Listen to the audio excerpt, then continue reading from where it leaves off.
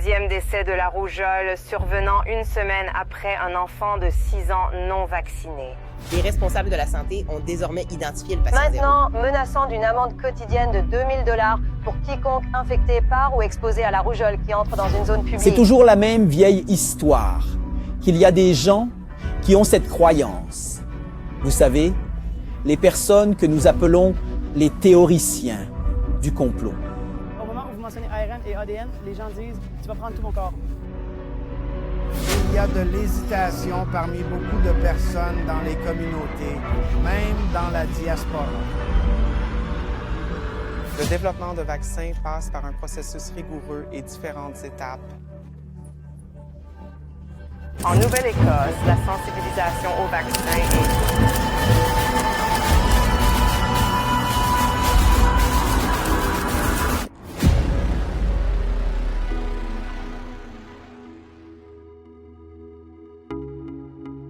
En Nouvelle-Écosse, la sensibilisation au vaccin est plus qu'une simple initiative de santé publique. C'est un mouvement dirigé par la communauté, pour la communauté. L'Association des femmes canadiennes d'origine africaine, avec le soutien du Fonds de partenariat d'immunisation de l'Agence de la santé publique du Canada, travaille à combler le fossé entre la connaissance et l'action. Nous sommes l'Association des femmes afro-canadiennes et je suis également la présidente de l'association. Eh bien, l'objectif est d'augmenter notre adoption du vaccin dans la communauté des immigrants africains de la raffinerie en Nouvelle-Écosse. Mon rôle dans ce projet est de diriger les activités du projet. Je suis le coordinateur du projet pour le Fonds de partenariat pour la vaccination. Donc, nous devons informer nos gens avec les bonnes informations concernant les vaccins. Oui, il est intéressant de noter que les vaccins et les immunisations n'ont pas toujours eu une bonne réputation, ici comme en Afrique. Même si j'étais assez jeune à l'époque où les vaccins étaient introduits dans les écoles, je me souviens encore de mes parents disant « Quand ils viennent essayer de vous faire des injections ou vous donner ces cubes de blanc, enfuyez-vous.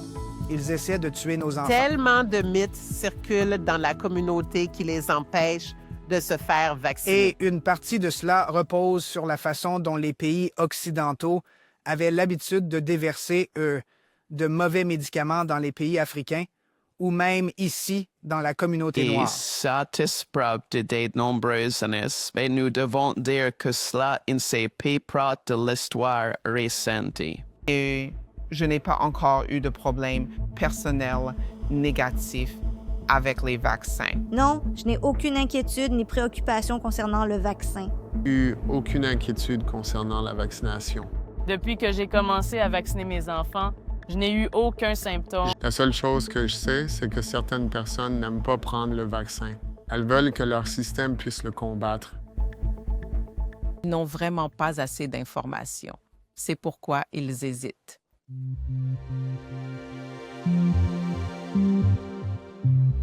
Je l'ai, disons que j'en ai beaucoup entendu parler.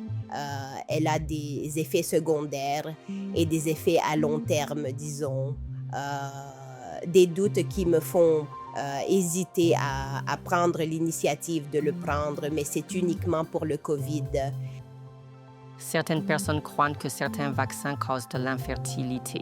Mais non, il n'y a pas eu de problème d'infertilité. Cela n'affecte pas la fertilité du tout, ni selon l'histoire, ni selon la pratique ou quoi que ce soit de ce genre. C'est seulement maintenant, à l'époque moderne, que tous ces arguments surgissent, parce que les gens diffusent délibérément de la désinformation. Je ne sais pas si nous pourrons jamais contrer complètement la désinformation sur les réseaux sociaux. Oh oui, je dirais des idées fausses sur les vaccins et elles continuent encore. Ils vont rencontrer beaucoup de choses négatives, beaucoup de mauvaises choses. Et la plupart provient de la désinformation sur ce qu'est réellement le vaccin, parce qu'ils n'ont aucune idée. Il est certainement légitime d'avoir peur de se faire vacciner. Ils doivent savoir ce qu'ils mettent dans leur système, n'est-ce pas? À la fin de la journée, vous devez toujours gérer les professionnels de la santé. Le processus de développement du vaccin ici passe par un processus rigoureux et divers étapes. Par exemple, nous avons le stade préclinique où les scientifiques vous savent tester les vaccins en laboratoire ainsi que sur des animaux, puis cela passe à l'étape clinique qui a plusieurs phases. Par exemple, la phase 1, les vaccins sont testés sur un petit nombre de personnes, puis la phase 2, un groupe plus large, et ensuite la phase 3, des milliers de participants. Cela est pour garantir la sécurité et l'efficacité.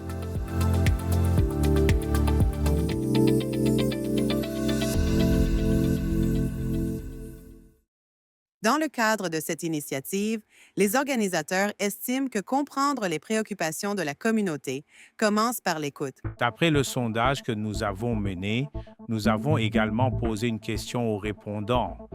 Où irez-vous? À qui vous adresserez-vous pour obtenir des informations fiables et précises sur le vaccin? Et plus de 80% ont dit que leur source d'information de confiance est leur professionnel de santé. Parce que les professionnels de santé ont votre bien-être à cœur. Ils sont toujours là pour aider.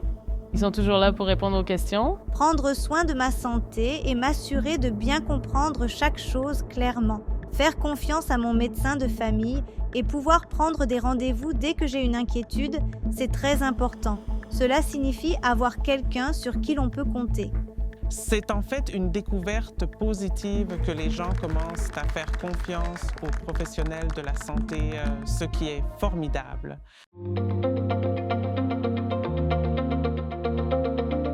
Pour de nombreux nouveaux arrivants au Canada, s'adapter à un nouveau système de santé peut être accablant. Soudain, vous êtes dans un nouveau pays où vous ne comprenez même pas comment aller d'un point à un autre. Ils ne savent pas où obtenir les vaccins. Et aussi en termes de transport, là où ils sont ici, ils sont encore nouveaux. Le coût associé, certains n'auront pas l'argent pour cela. Nous avons donc toutes sortes de défis. Ils font face à un certain nombre de défis en termes d'accès parce que je pense que c'est un problème de manque de sensibilisation. Vous savez, nous avons toujours cette ligne ouverte. Nous avons une communauté sur WhatsApp où, vous savez, nous postons ces choses. Toute personne ayant un problème nous contacte immédiatement. Mais pour les nouveaux venus, je pense que cela a vraiment beaucoup de sens de prendre le vaccin. Nous sommes ici probablement pour nous améliorer économiquement. Pour que nous puissions travailler, nous devons être en bonne santé. C'est également formidable d'avoir une association comme celle-ci qui soutient la communauté, surtout en ce qui concerne la compréhension des vaccins. Ce type de soutien aide réellement à renforcer la confiance et les connaissances. Travailler comme ministre baptiste et le travail que nous faisons en tant que leader religieux est une forme de soin de santé. C'est la construction de la communauté, l'enseignement de bonnes valeurs qui conduisent à de bons choix et cela mène à des modes de vie plus sains. La première clinique que nous avons eue a été réalisée dans la mosquée et elles étaient bien fréquentées. Donc, cela montrait que les leaders religieux soutiennent notre projet. Sinon, ils ne nous auraient pas donné leur installation à utiliser pour ce projet.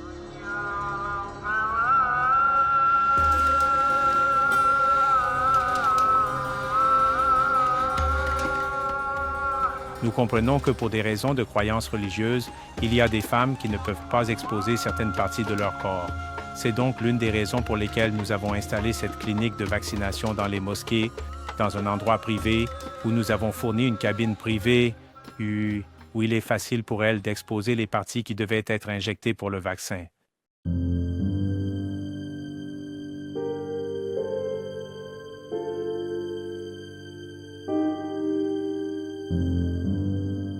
En termes d'accès à la vaccination, certains des défis que notre communauté rencontre incluent les barrières linguistiques. Parce que notre communauté est diverse, tout le monde ne parle pas anglais. Tout le monde ne sait même pas lire sa propre langue. Et j'utilisais des traductions en indonésien et en somali pour mieux comprendre les informations sur la santé. Pendant les cliniques et notre atelier, nous avons des interprètes qui viennent pour interpréter, car nous avons des personnes qui ne parlent pas anglais. Vous remarquerez que nous avons des dépliants en langue somalienne, en arabe, en swahili et en français. Mais certaines personnes parlent ces langues, mais elles ne sont pas alphabétisées dans leur langue, donc elles ne peuvent pas lire. Même le professionnel de santé peut avoir une ou deux questions à leur poser sur leurs expériences passées avec le vaccin. C'est là que nous avons besoin des interprètes pour interpréter ces questions et aussi les guider dans leur prise de décision. Parce que nous voulons ce que nous appelons un consentement éclairé. Nous voulons qu'ils comprennent pourquoi ils prennent les vaccins. Nous voulons qu'ils sachent l'importance des vaccins. Pour que personne ne soit forcé de prendre le vaccin, mais qu'ils comprennent la raison pour laquelle ils sont là, la raison pour laquelle ils prennent ce vaccin. Grâce à cette initiative, les professionnels de la santé, les chercheurs et les défenseurs unissent leurs efforts pour démystifier la désinformation, fournir des informations claires et factuelles et renforcer la confiance dans les vaccins au sein de la communauté noire. J'ai pris le vaccin et je suis toujours en vie. Et donc, on peut dire que s'il y a des vaccins, si des expériences et des progrès en médecine sont faits, nous devrions en profiter pleinement. Nous profitons des progrès. Nous ne revenons pas en arrière.